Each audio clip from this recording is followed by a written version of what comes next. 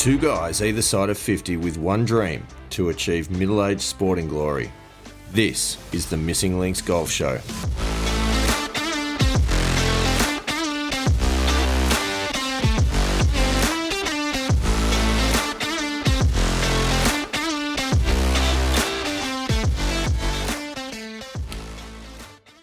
Andy Walker, welcome back. This is, if I'm counting correctly, episode 14 of the Missing Links Golf Show.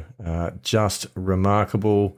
I, of course, am Steve Hinks, joined by the incredible golfer that is Andy Walker. And Andy Walker, welcome to the show once again. Thank you very much, Mr. Hinks. Great to be here after maybe not the best week last week. I know. Let's face it, but I thought after the Christmas episode, I was on the up and up and getting back into golf and making some progress. And the old Rona got me. The spicy one. Down. Yeah, it took me down. So interestingly, though, it wasn't that bad. It was a couple of days. I started to feel a bit ordinary on Tuesday. By Wednesday, I wasn't great, and I took a test and still had some. They were actually expired tests that we had. That's how old they were. But it came up straight away. It was a strong positive, and I'm going, that's not ideal. Not good. Then on Thursday, I felt a little bit better. Still not great, and pretty much Friday symptom free. That's a quick recovery. Yeah, like after the episode just before Christmas, that was actually very, very mild. Like, this thing before Christmas was way worse than COVID. Isn't that interesting? Now the two episodes I've had with COVID, it got me. But this was pretty mild. A couple of days, just like a common cold. Really, that's all it felt like. And I was back on my feet on Friday, and away we went. Well, Andy Walker, it's good to have you back. We certainly missed last week. We missed you being fit and healthy and being able to record. So a big apology to everyone. I've got no doubt everyone would have been there just waiting by the iTunes or Spotify auto download going, where is the next episode? So we do apologise for that, in particular, if that's disrupted anyone's commute to or from work. We're very, very sorry, but we're back. We are back, and that is exciting. And I think, that's yet another magnificent segue about our listeners. Probably we should hear from our listeners, because we have had some listener feedback. I don't know. Do you want to go first? Do you want me to go first? I think we've both had some listener feedback, haven't we? Look, I'm happy to. I don't usually do listener feedback. That's normally sort of your domain, Mr. Hinks. So I'm happy to do some. I had some in-person listener feedback. Face-to-face, that can be challenging. Well, it's sort of Skype face-to-face, which, is effectively face-to-face these days. Because, anyway. As I've always said to people, if you ever want to speak ill of me, please do it behind my back where it won't hurt my feelings. Exactly. But no, this was actually my dad. So Ted, we normally Skype on a Sunday night. I normally Skype with my folks. They want to chat to the kids and just maintain that contact. So we've got a 6 p.m. on Sunday night. We normally do a Skype session for an hour or so. And Dad and I, we usually have a bit of a conversation about golf, which is quite good. It keeps us with a bit of a connection, and gives us a fair bit to talk about. So he's a pretty keen golfer. Normally plays a couple of times a week, and plays on a Wednesday with the veterans, and then normally sort of sneaks down. Correct me if I'm wrong. He has shot his age for 18 holes. He has. He's actually beaten his age a number of times now. So that's impressive. And if I'm not mistaken, has also got a hole in one not that long ago. Yeah, not that long ago. Yes, he did. Yep. Was his first hole in one. So he was pretty stoked by that. And look, has been veteran club champion for I don't know how many years now. That's impressive. Nice work, Ted. He's doing very, very well. And look, I mean, he's just about to turn 83. Like he turns 83 in a couple of months in April. So still gets around. You know, he's got an electric buggy, but walks around with his electric buggy. And as you know, I mean, he plays down at Mollymook, and the Hilltop Golf Club there is, you know, it's named Hilltop for a reason. It's tough. Yeah, it's up. It's hilly, very up and down. Yeah, some big trees down there too. Yeah. So I've hit every one of them, and he's twice, in fact. Having played all my junior golf down there, yeah, I've seen it there film as well. But no, look, I love it down at Hilltop, and look, g'day to everyone at Mollymook Golf. I mean, you know, as I spent my junior days down there and loved it. So if you're down that way and you're a member of Mollymook Golf Club, hope to catch up with you guys again soon. But he was playing down at the beachside golf course during the week, and he listens to the podcast. He also read a couple of books. He's read Golf's Not a Game of Perfect. He's also read Four Foundations of Golf. So he's getting sort of into that mindset and wants to still improve his game at 82, and has been implementing some of the techniques of acceptance, and also very much a specific target guy. So you know how Neil was talking about some people works having a specific target, and others sort of more of a general area. Well, he's and Bob Rotella talks about the specific target, and that really sort of gelled with Dad. So he's very much a specific target. So that's working for him really well. But he shot even par around for 9 holes at Beachside. Now Beachside, it's only I know it. Par 3 course. It's got 8 par 3s and 1 par 4. Oh, they've shortened it. They've shortened it then, have they? Yeah, they have. They redid it a couple of years back, 2 or 3 years back, and might have been longer than that now.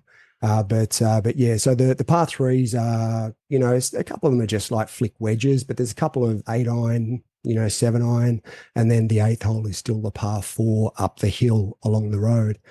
Yep. But he shot even par. First time in his life he shot even par for 9 holes. And he said to me, look, through listening to the show, reading these books, he said he stood on the 9th hole. And he was even par. He knew it was even par. And he said normally he would have stuffed up the 9th. He said he would have got too nervous. He's quite a nervy guy, a nervy player. But he said through these techniques and through listening to the show, he said, nope, just really focused in on his target. And he said he almost birdied the hole. And he said if it hadn't been for the fact that he'd been through this journey with us. How good is that? He reckons he wouldn't have shot even that is par. So cool. And, you know, I sat back and I thought about it after we hung up, because we had a bit of a joke about it at the time. And, you know, it was like, oh, thank you, you're welcome. You know, and all of this. All the regulation, Yeah. But then I sat back and I thought about it, and I go, you know, because obviously we started this journey for ourselves predominantly, but also to share it, because we thought that there'd be a lot of guys out there who would benefit from the journey that we've been through. But to have that impact on my dad, so cool. That's pretty cool. That's cool. And that's awesome. And now he's on the journey as well, and we've got something to share and something to talk about. And you know, his successes obviously are our successes as well. So look, it was a bit of a cool moment. I got tingles on that story. That is just so amazing. Obviously, you know, I know Ted pretty well after all these years, and I think there's a few things that I love about that story. So obviously it's the fact that just some of the things that we've been talking about over the last however long, you know, now 14 episodes, has actually resonated with him enough to help his game. That's awesome. But the other thing that's awesome is that at almost 83, he's still improving. Yes. And still achieving firsts. Yes. That is phenomenal. It's amazing, isn't it? Like at 83, you can still, you know, improve in this game and, you know, create a better mindset and have that growth mindset that we're all about. Yeah. That's the best part, I think, of all of that So many good things in that story. Yeah. But that is just awesome. So good. Well, good on you, Ted. Well done. Yeah. I think new segment for the show. It's the Missing Links Golf Show Player of the Week. And I think the inaugural winner of the Missing Links Golf Show Player of the Week is Ted Walker. So congratulations, Ted. Big round of applause. Well done, Ted. We're impressed. That's awesome.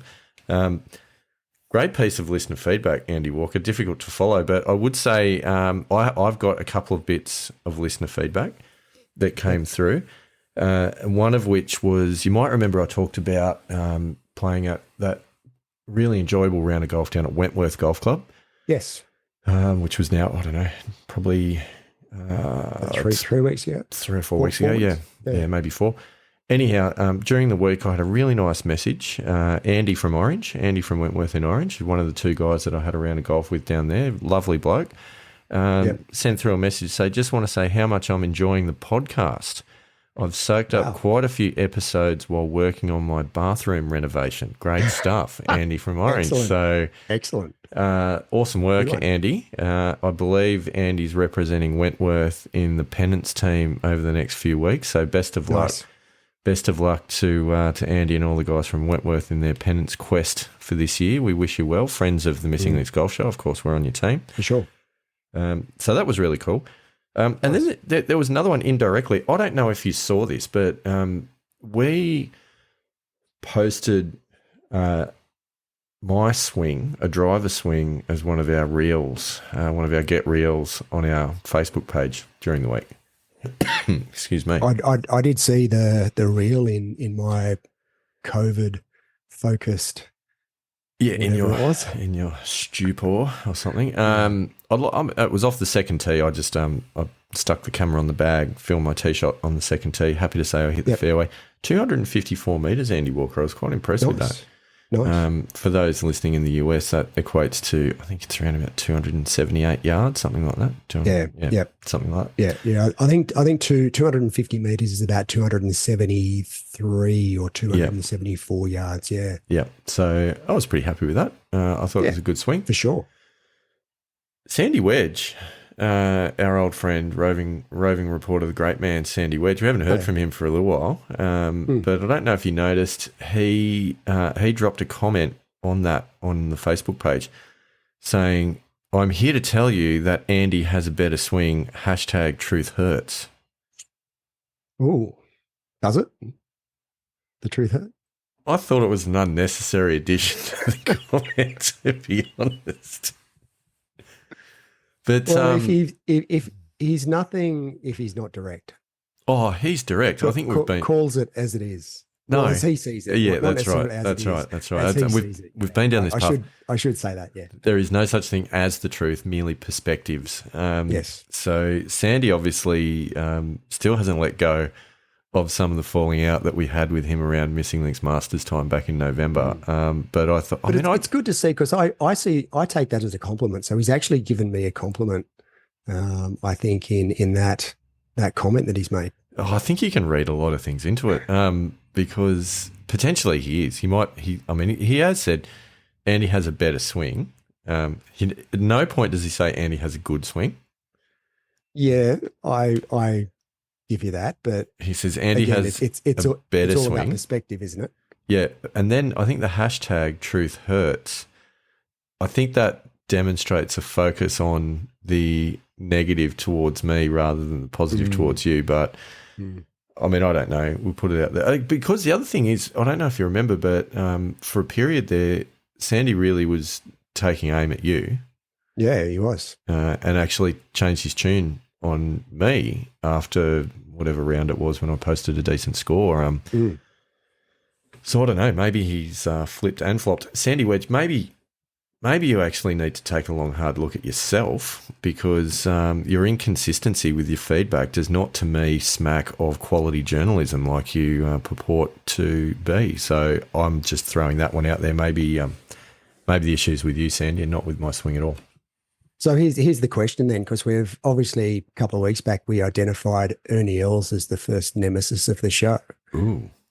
Is Sandy Wedge I don't now want, a nemesis of the show? I don't want to go there, because the man has a platform, Mm.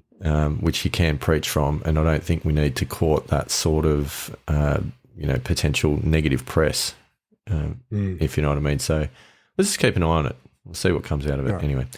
So anyway, it's good to have you back commenting on the show. The one other one that I do want to put out there, and that is a happy birthday. We haven't done happy birthdays previously, but a happy birthday shout out to a very good friend of the show.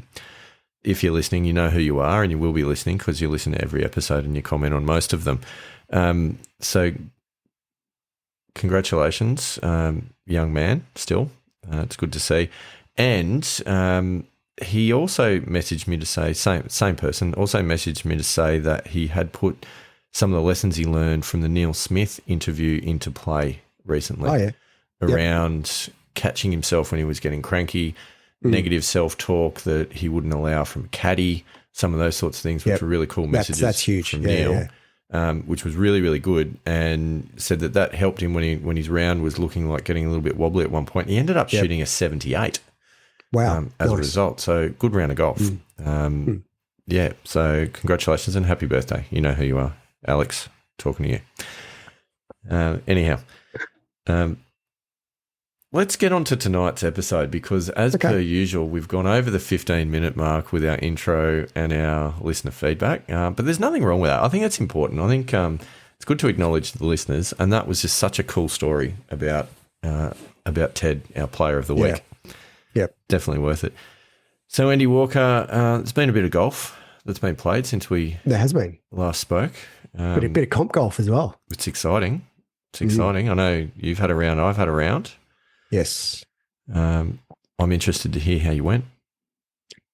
Pretty ordinary, to be honest with you. Ooh, that's not the answer I was looking for. Yeah, look, and it's really interesting because it wasn't that far after we had our last conversation in our last podcast, and I do remember that conversation, and I was working on a number of things. Too many things, I think, but anyway, that's fine. Which, look, I still am when I'm in the high performance center. And I remember your comment was along the lines of, that's not really going to work, especially when you get on the golf course. Sort of might be paraphrasing a little bit, of what you meant. But so I went out on. I don't think I was so negative as to say that's not going to work. I think it was more along the lines of, let's see how that goes under competition conditions or something along those lines. Yeah. So I was very aware of that, and I decided to go out, and I got rid of all of my technical thoughts, and I was very feel based when I went out and played, and that was very intentional. But the problem with that is that I play my best golf when I have 1 to 2 swing keys. And I didn't have that. I was just trying to do it all by feel. And what I ended up doing was going back to my old habits of lifting rather than sort of turning with my backswing and making a full shoulder turn and staying down. I was lifting up the old right flying elbow, sort of came back into the swing and up over the top, and the snap hook came back. Welcome back to the snap hook, by the way. It's great to see you again. No, it wasn't, to be honest with you. But it had a day out, and I couldn't control it. It was, and I had no understanding of why, because I'd been out the week before, I'd played really well, I'd had 1 over off the plates, and it all just fell in a heap. I mean, look, don't get me wrong. I actually, from a focus perspective, I felt as though I dealt with the poor round quite well. Certainly a lot better than what I've dealt with poor rounds previously. However, it was pretty. I walked off the 18th green pretty disappointed with how I'd played, not really understanding what went wrong. But then, having put a bit of thought into it, for the rest of the week, going into the high performance center and just working back on those swing keys, it just the penny dropped that I actually had no swing keys when I was playing on Tuesday. So anyway, I went out. It wasn't last weekend before, and again played the front 9 off the plates at my home club, and I had 2 over, hit the ball really, really well. I was actually even par with playing 9, and I double bogeyed the ninth hole. I just hit it straight right off So the you tee. And should have that's had a just not conversation with Ted at this point, who held it together and Yeah. almost birdied the ninth. Look, it wasn't a bad thought process. My processes were still really good. I just hit a bad shot, And that and that happens. was it. I parred the hole with my second ball, but walked off with 6, and had 2 over. But I was actually really happy that I'd sort of come back to understanding what went wrong in the comp on Tuesday, and I can now sort of go out and sort of learn from that and go, you know what? I play my best golf when I've got 1 or 2 technical swing thoughts that I'm focused on throughout the round. So I think again, you need something in your head. Yeah, it's almost like I don't know. It's something to hang on to, like a handhold or a mental handhold or something along those lines to sort of keep you grounded and keep you centered with what you're doing. I think trying to be, as we said, even during the conversation with Neil, trying to have that empty mind. Well, I think it's very hard to do. And potentially, like you say, it does actually open the door for other things to sneak in there that shouldn't be in there. Yeah, look, and I don't think it was the fact that I had like no mental picture at all. I still was pretty happy with my mental processes. It was more that I was just trying to be athletic when I was swinging, which is a good thing in one respect. And I thought I was doing the right thing, but I had no technical thought that I really need. I need that one, ideally 1, but maybe 2 technical thoughts when I'm swinging, because again, similar, I think you used the example of Hunter Mahan, where you could put a curtain up in front of him, and he's so within himself, and he's got sort of that 1 to 2 technical thoughts that he doesn't even worry about the target. He knows that if he's got those technical thoughts and technical positions, doesn't matter where the target is. If he swings and makes a good swing, then he will, the result will take care of itself. So that's sort of where I feel I'm playing my best golf. But I was trying to be a bit, I don't know if you can be too athletic, but I was trying to be a bit too feel based rather than having that technical thought. Yeah. No, very, very interesting.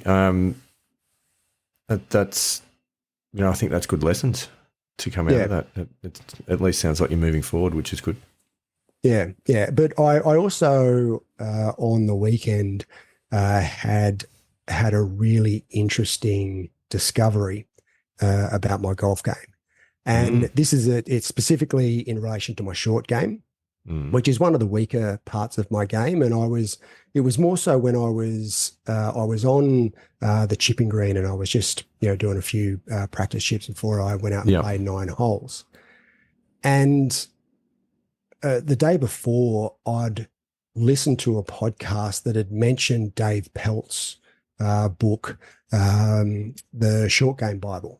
Yeah. And I believe Dave Peltz, he teaches the clock method of short game, which I know sort of you've asked me that previously, and I said, no, I'm more of a field based. Yeah, I'd never tried the clock based method before, but when I was on the practice chipping green, I just thought, you know what, I'm just going to try it, see how it goes, and I hit almost every chip right next to the hole. And I went, oh, that's really interesting. And I went out and played with it. And from 100 yards in, I was deadly. That is very interesting. Using this clock method, I found it was it just dialed my wedges in. So you're using, like your 3 o'clock swing or 9 o'clock swing and your 8 o'clock or whatever, with different lofts, so that those distances of those swings with different lofts. Is that your approach? Yeah. So what I was using, and I don't know if this is 100% correct, but what I was basically doing is using a PM. So obviously when I address the ball, that's 6 PM. Yep. When you're sort of halfway back, you're at parallel to the horizontal to the ground. You're at 9. Yeah. When the club face is club head is parallel to the ground, you're at 9 o'clock, and 12 o'clock and so on and so forth. So I was using that PM part Yep. of the Yep. Yep. part of the clock to be able to dial in my wedges. And yeah, as I said, I just found it to be really precise, and I was able to really feel where I was meant to be in, in through my backswing to really dial in those distances with the wedges. So it's something that I'm going to really Yeah. explore. I've actually now bought Dave Peltz's book, and I'm Right. going to start delving into that All clock in. method I love a it. little bit That is more, sort of so- like aim point. Yeah, I think yeah, I've had another discovery similar to aim point, Yeah, right. which I've never really used. I've known about the clock method for a while, and I haven't really had that much of an understanding of it. But listening to this podcast and sort of doing a little bit of research about it, I just went out and played with it, and yeah, just found it to be really helpful. It's interesting, I feel like you need to be ready to accept certain pieces of information at the right time as well. Yeah. If you get confronted with a piece of advice or a technique or something like that, but it's not the right time in your, kind of time of focus on certain parts of the game, then it almost bounces off. But then if it comes back to you at the right time, you accept it, and then you can really make it work. So potentially that's what's happened there with the clock method for you as well. Probably you weren't quite in the right space to hear about it the first time we talked about it. Yeah, well, I mean, I just always had what I felt was my feel method with my short game and my wedges, which, if I'm being honest, wasn't really that good. But I felt that was the way that you became good, was just have a really good feel based approach to your short game. This having the clock method, I felt in my head sort of logically was too technical for the feel that your short game should have. But it's actually the opposite. I know, but it also seems like so many of the pros are using this now. When they're, and it's not for around the greens. Obviously, it's not for when you're sort of in the distance where you're just sort of chipping it. It really is that pitching thing for further out. You're looking at me like I'm speaking French. Yeah, because I was actually using it around the green as well. Really? See, so even like getting to 7 and 730, which is only just a small one. Very okay. short. That's not how I've heard of it used before. But hey, I'm not the expert on this one. Let's be honest. I'm the one that's still working on that. Yeah, either, but I'm more of a what one in all in. Let's really give this a crack. Yeah, okay. So I used it all throughout my short game, even with a couple of the bunker shots I had. Really? And I felt it was really helpful. Yeah. Have you thought about putting? Interestingly, I did. I did think about it. I didn't implement it, but I have actually thought about implementing that for putting. There's got to be something like, I don't know that you use the clock because you're not going to really, wrist cock on a putt. I'd hope not. Exactly. You're not going to get to parallel with, particularly with the broomstick that you've got. Yeah, exactly. That you're rocking, but definitely yes. Distance of backswing absolutely will make a difference. Yeah. Yes. I have actually thought about maybe what I should be doing is whether it be gauging, just from a eyesight, or actually pacing it out, what the length of my putt is, and then having an assessment of whether it's uphill, downhill, side hill, or whatever, and having having a process and a system for different length putts. But given now I've got aim point, and if I implement that, I'm going to be spending like 30 minutes on each green. So you want to sink the putt. I don't necessarily think that I want to. No, I don't think you need to go that far, but I think you can still judge that, like you go, I feel like this one's go back however far, and this one's a go back a bit further kind of thing. But potentially there's something in it. Good one, Andy Walker. Yep. So big discovery. I think that's going to have a reasonably significant impact. Well, I think, ladies and gentlemen, stay tuned for further updates on the clock system from Andy Walker. So that's me. There wasn't too much there, was there?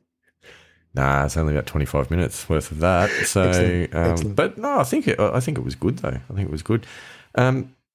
I too had a competition round, which probably went slightly better than yours, if I'm being honest about it. So it was back on Saturday the 27th, so not Saturday just gone, but the one before that. It was the second opportunity that I have had to test out Neil's suggested mental scorecard approach. Oh, yeah. Yep. I actually took it a step further this time around, and rather than just having a scrap of paper on the back of the scorecard to jot yeses and nos down, what I did, I'm holding up a piece of paper here, ladies and gentlemen, you see this on the YouTube channel, I came up with a template. Nice. Which is the mental scorecard. Even got our logo on an Andy Walker. I like it. I like it. That's good. So there it is, rustling in the microphone. And I broke it down into tee shots, approach shots, chips and pitches around the green, and putts. And I thought what I would do is I'll stuck with the yes, no, was I committed, was I not committed?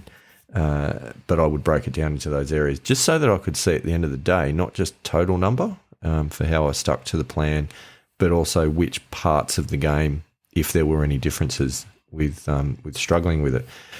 Before I get to that, I would say that the process of doing it, because what I actually wrote at the top, you can't probably quite see this, Andy Walker, but I had some thought points, 2 points for each think box, play box, and review box.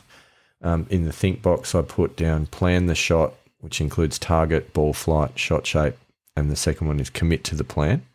So before you even step up to the ball, to make sure that you actually know what shot you want to hit and you are committed to doing that, because I think that's probably where I go wrong a lot of the time. Probably a lot of people do this, is you step up to hit the ball without really thinking through what shot you're going to hit and committing to that shot that you're going to hit. So then the play box is pretty simple. It's execute the plan with full commitment. And for me, the thought was focus on impact.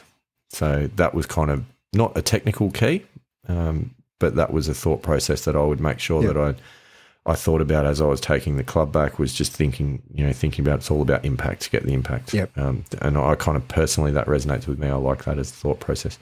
And then the review box was to actively reinforce what went well. So to, celebrate when there was a good shot, and then to think about what could be learned.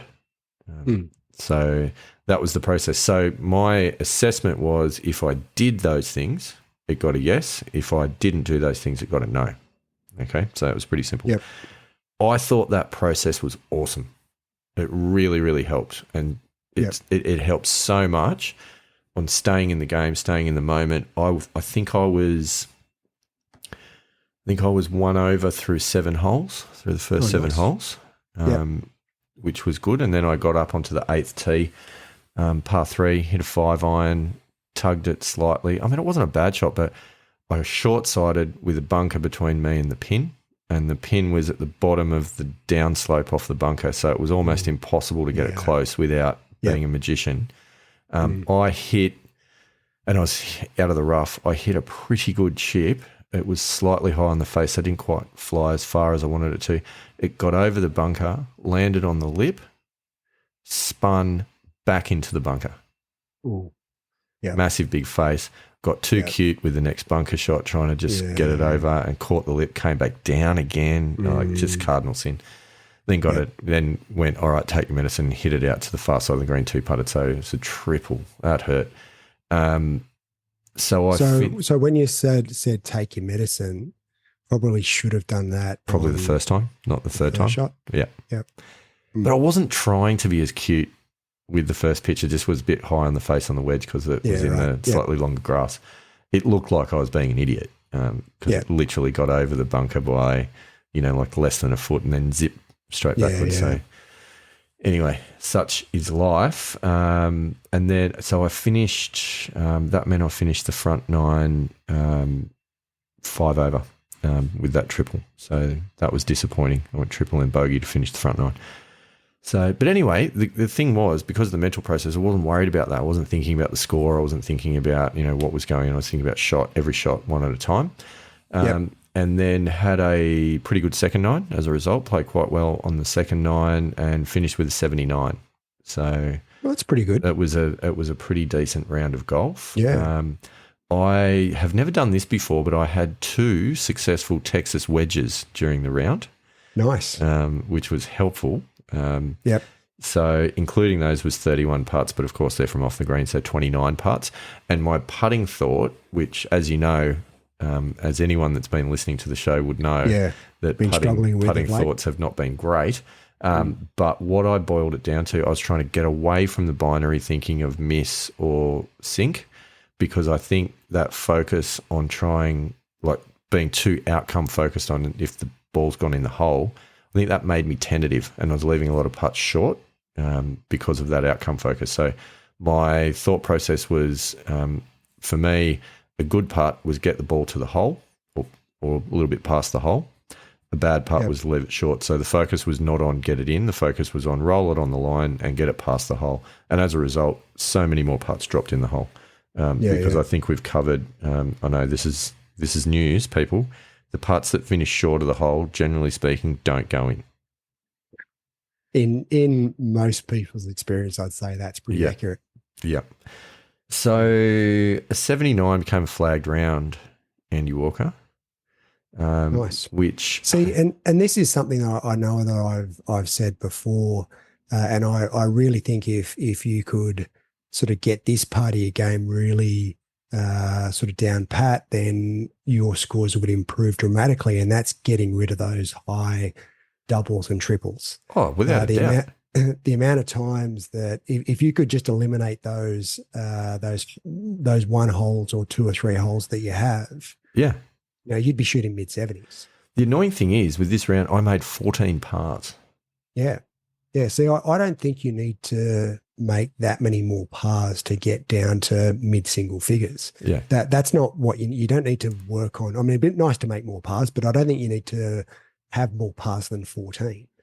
Yeah. I mean, if the others were just bogeys, then that's 4 over instead of 8 over, which is what it was. You might throw a birdie in there occasionally and all of a sudden you're 3 over. Yeah. So, but I mean, encouragingly, I am getting longer and longer stretches of good holes together in between some of those bad ones. And also, plenty of other rounds in the past, that triple would have derailed me for the rest of the day and I wouldn't have gotten back on track as I did. So anyway, it was a flagged round, which is good, which takes the 9.9, because ladies and gentlemen, you remember the last episode, we got back under the 10, takes the 9.9 down to 9.2. That's a record, isn't it? Yes, it is. Well done. It is. And that means that through the course of the show, I've now had an almost 10% reduction in handicap, Andy Walker. Wow. Yeah, it's exciting. That is pretty cool. That is cool. It's very cool. And it's led to a topic that I do want to talk about later, which is the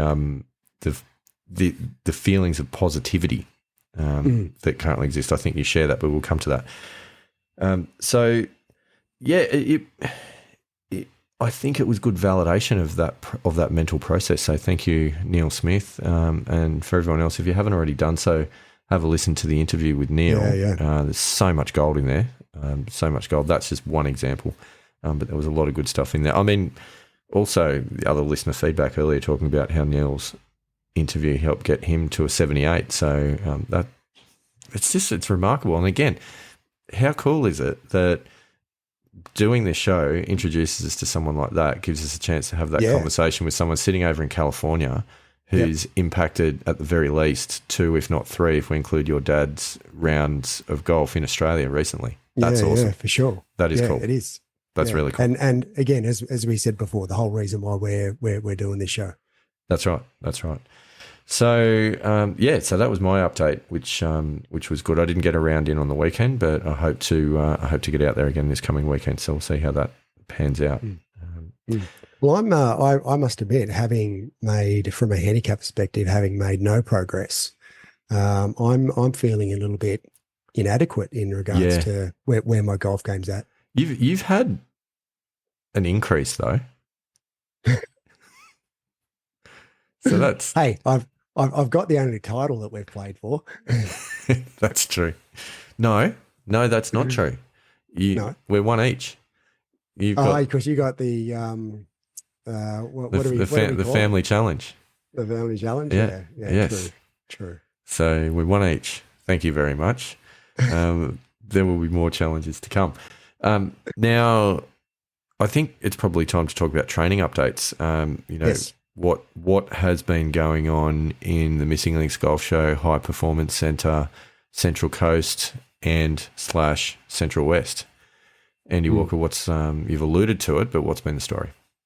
Well, look, again, we had a bit of an interrupted week last week. I really didn't do any training, whether it be fitness training or golf training last week.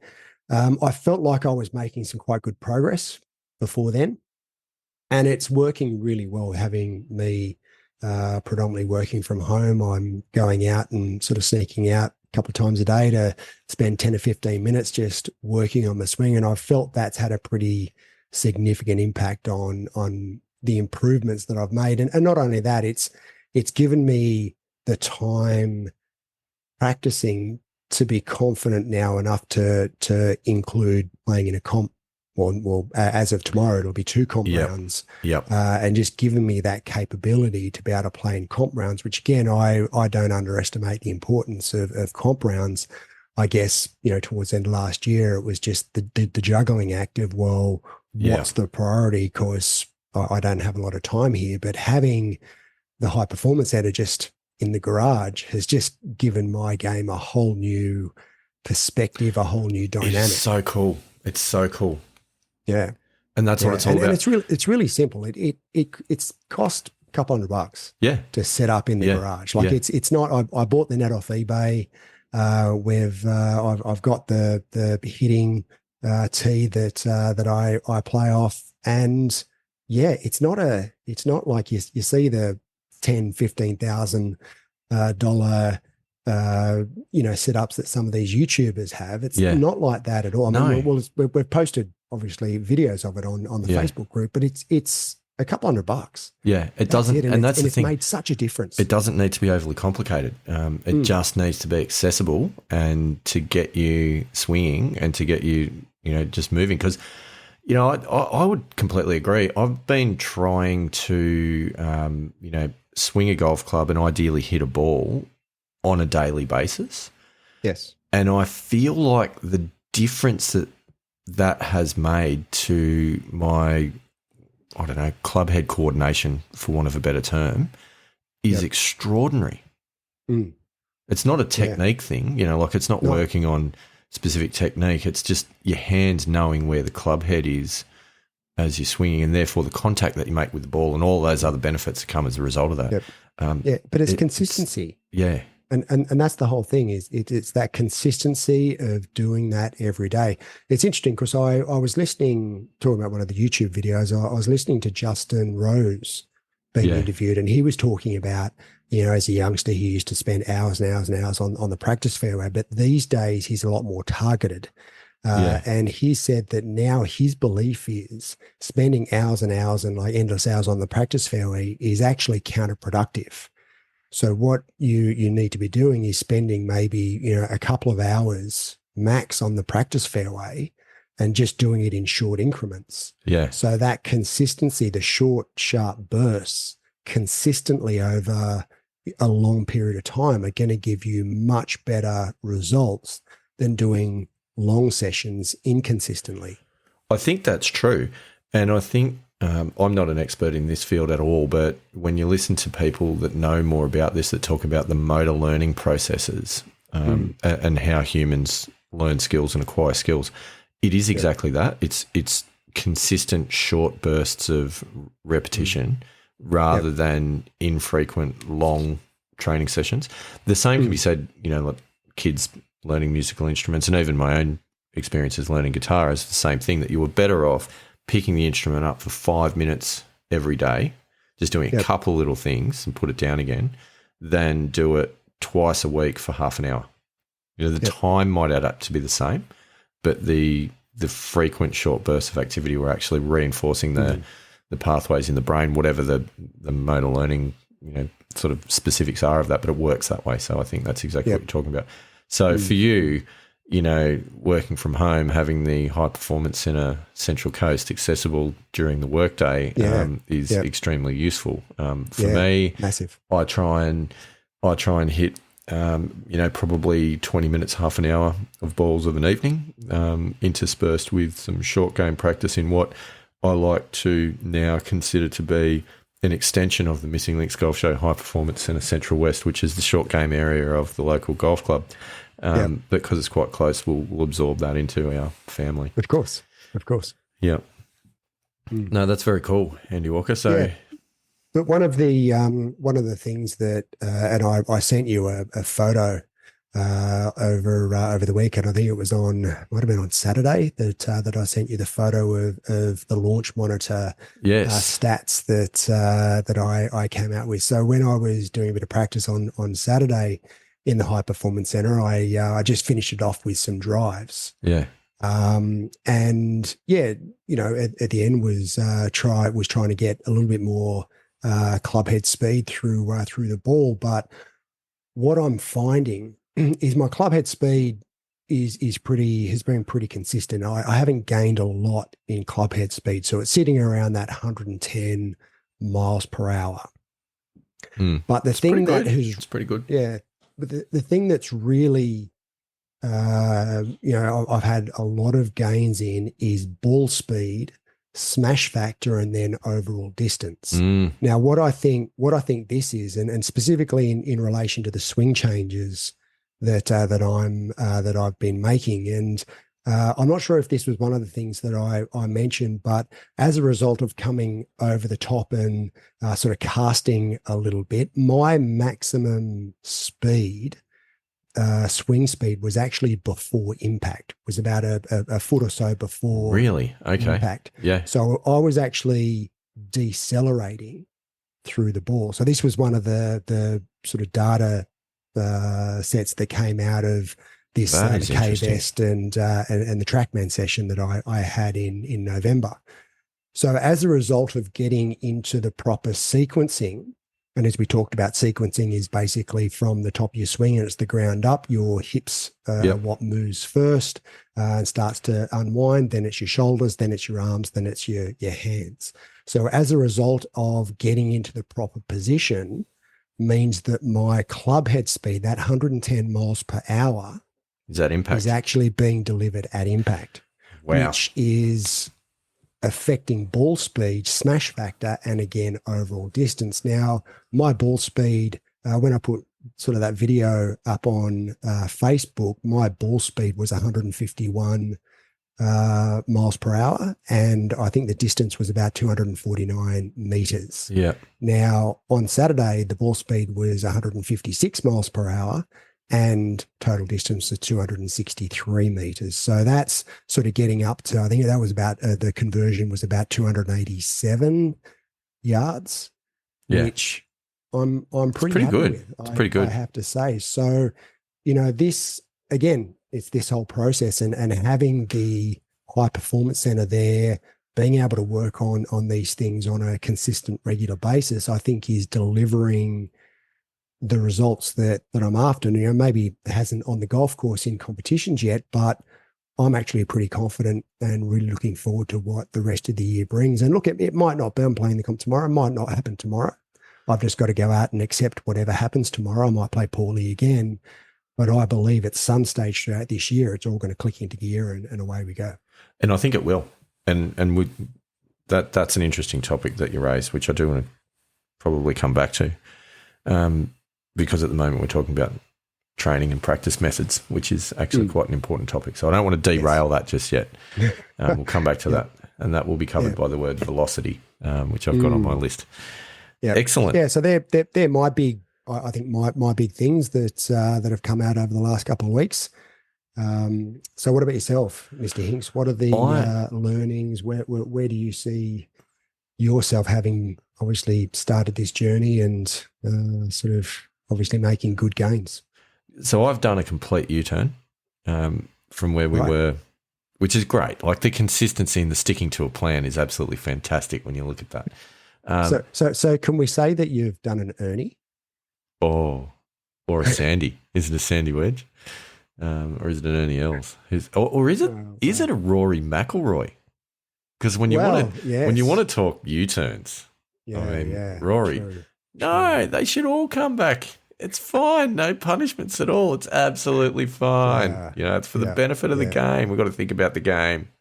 Yeah, there's been some decent U-turns in recent times, hasn't there? I mean, no aspersions to be cast at all, but I think, Rory, it's easy to hold that view when you're now staring down the barrel of a massive payout from the that sports equity group that's buying into the PGA Tour. Anyway, I digress. We're not here to talk about that. We are here to talk about some of the training things. So my U-turn has been to do with a renewed vigour towards a focus on short game skills, Andy Walker. Oh, is that short game? Short game. That's exactly what it is. Dave McClelland, it has only taken a further 10 episodes from our previous conversation, but I am now on board. I think we mentioned before, I may have mentioned that you've got to be ready to receive a piece of feedback at the right time. Yes. Yeah. Okay. So I think I've got to that point. Right. So I'm now heading down to the annex of the Missing Links Golf Show High Performance Centre Central West down the road, and I've been working on chipping and putting. Couple of funny stories because I think you'll appreciate this. So what I've needed to do is add a competitive edge into or pressure or some consequence or outcome into practice, because what I've noticed is I can perform the skills, but then it's so much harder when you're doing it in a pressure environment, when you get tense and you tighten up, and that's, particularly for the touch and the feel shots, putting included. So I was working on this putting drill.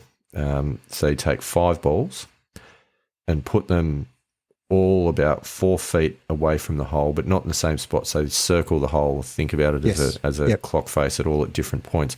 And this was on a hole with a bit of slope. So you'll have an uphill putt, a downhill putt, one that's going right to left, one that's going left to right, and variations on the theme. And the idea is from 4 foot or in between 4 and 5 foot, you have to sink all 5 in a row. Yep. If you miss one, bring them all back out. Start again. And you start again, but you start from the next one after the one you missed, so that the one you missed becomes the last putt that you've got to hit to finish. Yep. And that does some crazy stuff to your head. Yeah. Okay. Because you get around and you sink the other 4 and you've got the 5th one that you have to make. Yeah. The last time you attempted it, you missed it. Yep. And you're doing it under the ultimate pressure. So anyway. Wow. Yep. It's a great drill. It's a really, really good drill. If you want to get that feeling of having to make the putt. So you're not just knocking putts at the hole and, my stroke feels good, but you've got to have the outcome. And that's the reality of hitting putts in a game, right? Like you've got an outcome on the line. So anyway, I was doing this as the last thing in my training session. This was earlier or last week. And I had the number of times I'd sunk 4 and missed the 5th. And it was getting frustrating. I'm like, I actually want to go home. Yeah. So you can visualize yourself at midnight still going. And all these things are going, for God's sake, is this ever going to end? So the pressure was starting to build. And I'm standing there, bear in mind, just random guy on a golf course on the practice green in the middle of nowhere. Anyway, so I get around and I'm on the 5th. On the last putt, I've sunk the other 4. I'm on the last putt and I roll it and it drops in, and the feeling of relief was so big that I actually accidentally let out a massive fist pump with it. Come on! Wow. Nice. As I looked up, and the practice green's sort of adjacent to the 13th tee, and there was a rando teeing off from the social tees on the 13th tee who turns around and looks at me. And I'm like, hey, g'day, mate. Nice. And he's like, nice. I can only imagine he would have been standing there going, what is wrong with this guy who is fist pumping a 5-footer on the practice green? So anyway, if you're out there listening, that is why. So that was random. And it just it just reminds me of, I mean, and we all did it when we were young, and I'm sure you did it with cricket, and I certainly did it on the practice green where you're practicing your 4-footer or 5-footer to win the tournament, and you knock it in, and you're there, and you as a sort of 14, 15-year-old, Yeah. you're giving yourself fist pumps and all the rest. So it's just really as a almost 50-year-old doing the same thing, just visualizing yourself winning the senior amateur. Like Andy Walker, I think it's acceptable when you're 14. I'm not sure it's okay when you're 49 or almost 49. It's the inner child. That's what it is. But I mean, we talked about this with Ted. Like he's achieving firsts at almost 83. Yeah. I think it's okay to channel the inner 14-year-old for sure at nearly 50. But anyway, that was pretty funny. The other cool story. I went down this afternoon after work, so before this recording session, to have a bit of a practice, and I got down there, and there was another guy on the practice green, which is a little bit unusual because it's usually deserted. But walked up, and it happened to be. Did he get an invite to the? Obviously, having been annexed now, it's a private facility. Yeah, no, I'll send him a bill. It's fine. But nice guy. And this is interesting. Okay, so Craig, another member of the club, really good guy. So we got chatting about what we're working on, and he's a quality golfer. So he's off, he's off very low single digits, and has made a few attempts to try and have a crack at qualifying for the New South Wales Open. So good golfer. So we were having a bit of a chat about what's been worked on. He, to be honest, was working on some things that are probably a little above my level of ability on the short game at the moment, about different release points for high, medium and lower trajectory chips, which was cool.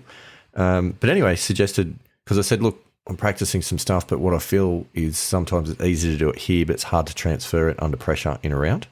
So he suggested that we, just grab 2 balls each, and let's have a little short game challenge at 4 different points around the green to get up and down. Nice. Which was really cool. And it was just another one of those how good is golf moments. That we've talked about before, when it'd be really easy to rock up to the short game practice area, see another dude there, just put your head down, do your own thing. Yep. But say good day, have a chat, share some information, and before you know it, we're having a chip off and whatnot, like 2 14-year-olds might have done back in the day. And it just added such a fun little mini competitive element to a practice session that was really, really cool. Craig, thank you. Isn't that golf though? I mean, and it's what you can get out of golf. So again, and you mentioned it would be easier to put your head down and just do your own thing, but just being like a little bit social, a little bit outgoing, and starting a conversation with a bloke that you don't know ends up with you having a great experience, and probably now it's going to work out that you'll do this quite regularly. Yeah. I mean, fortunately, I do know Craig, so it wasn't particularly scary, but I would have been happy to do that even if I didn't know him. Because it's just, practice is good, but practice with purpose is so much better. Sure. You get so much more out of it. And in an even shorter amount of time, you actually get so much more out of it. So it was cool. So I thought that was a lot of fun, and it was something that was definitely worthwhile. So anyway, that's my focus at the moment, is really trying to work on the short game, I've really got, and I think it's probably all you need, I've got 2 chip shots, right? Like one which is sort of the bump and run, and one which is trying to go a bit higher and stop. Look, I think at this stage, you're not on the tour. You're not, you don't need to break par to play to your handicap. I think even me as, playing off sort of 5 most of the time, I don't really need that many chip shots and pitch shots. And I have a stock standard chip and pitch shot. But I don't, the only time I get away from that is that, if I need to go over a bunker or if there's something unusual in front of me. But most of the time, I'm just using a stock standard shot. Yeah. Absolutely. I mean, the club may vary. I'm very much a proponent of getting the ball on the green as quickly as what you can. So I can use anything from my 58 through to a 6 iron. Yeah, So I'd agree with that. So, but it's a similar, it's a similar stroke, and similar technique that I use for all of them. Yeah, which I think is a bit safer rather than trying to be playing different shots with the same club. But each to their own. I know other people look at it in different ways. So look, that's kind of the training update. But there are a couple of other little items that I wouldn't mind just talking to you briefly about, Andy Walker, and for anyone else out there that's listening in a variety of countries, potentially. Japan, Mexico, New Zealand. You still need to US. crack Europe. Yet to crack Europe. It's coming. It's coming. I think we need to focus on the process, not the outcome. If there's one thing that we've learned over the last 14 weeks. So it's coming. It's definitely coming. So, a couple of things. I last week, because we weren't recording, I went back and I was listening to some of our early episodes, Andy Walker, and it made me think of a few things. There was a few reflections that came out.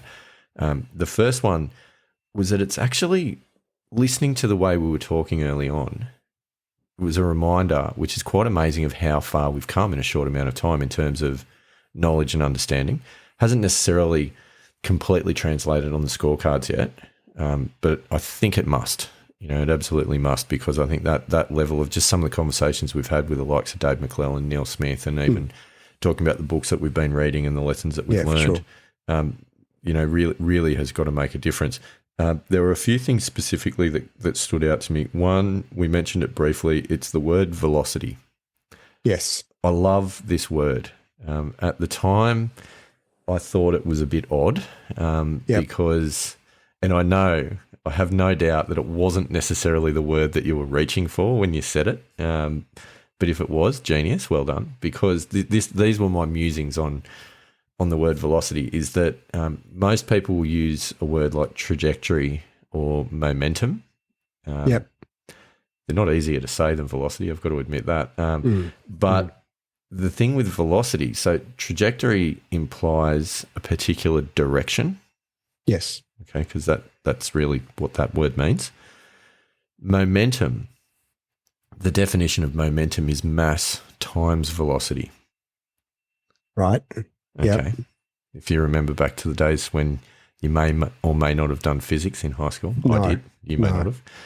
So momentum is... I think I attended physics classes.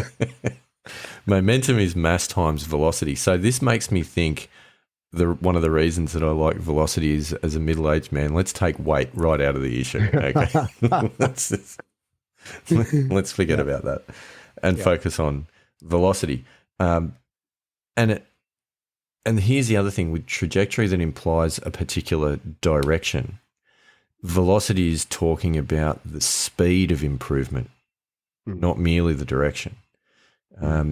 So with that in mind, I think I'd quite like to stick with velocity of improvement. I think there's a lot to be said for that word.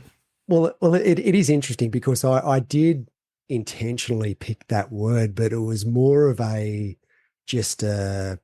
was just taking the mickey a little bit of like the terminology around golf. So yes, it actually was an intentional word that I chose, but it wasn't. I didn't necessarily think that it was going to go too much further than just me having a bit of a joke and bit of a go at sort of the terminology around golf. Well, there you go. I actually really like it. So I feel like velocity is a word that I want to stick with. So I'm not going to look at my trajectory of improvement or the momentum of my game. I want to look at my golfing velocity. Excellent. I like it. So that now is a thing. Okay. So that was kind of reflection number one. Reflection number two was in episode 3. I'm pretty sure it was episode 3 when we were talking about our plans, our improvement plans. One of the points that I had made in that was that I was moving into uncharted territory of, trying to improve to a point that I had never done before with golf. Having doubts about how much improvement I potentially possessed. So that was interesting listening back to that. And for a lot of people, you don't have the opportunity to listen to a recording of yourself talking about your potential improvement and your feelings about that. But actually doing that was really interesting because I listen back to that now and that's turned around, Andy Walker. Yeah. That's completely turned around. I think at the moment, based on some of the lessons learned and the improvements made and the results as a result of it, is I think I feel more positive now than I ever have before about potential for the future. Yeah.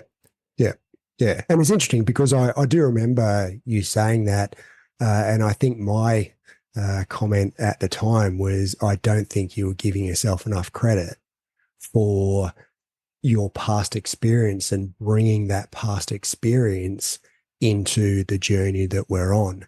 And I certainly think that having played sport at a reasonable level, that your experience in cricket and having that growth mindset and having performed under pressure, so you understand what that you don't know what it means in golf, but you know what it means in life, right? It's true. And bringing those experiences into golf, I think that has certainly helped the velocity of your game. Nice. See, how good is it?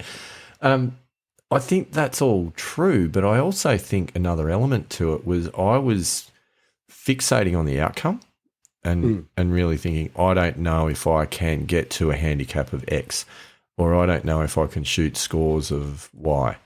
Whereas what I feel like I've started to learn is to not think like that, but actually to think about having a process. And I feel like the difference now is I've got more of a process both within the round but also within the practice situation that I know is going to deliver better results than what it has before. So I'm less worried about specifically what those outcomes are and have a bit more trust in the process. Well, that also comes back to, the comment I think first made by the dashingly handsome PE teacher around having that friend mindset of the show. Not being a 18 handicapper or not being now a 10 handicapper or a 9 handicapper as you are now, and focusing on that process of, okay, my handicap currently is, but what I want to work on and what my goal is to get to X. Absolutely. And I think that's been a really good lesson learned in this process. So it was worthwhile going back, and I would recommend it, Andy Walker. If you haven't done so, go and listen to some of the early episodes, and you'll probably have a few moments where you go, oh wow, that's I don't think that anymore. Really interesting.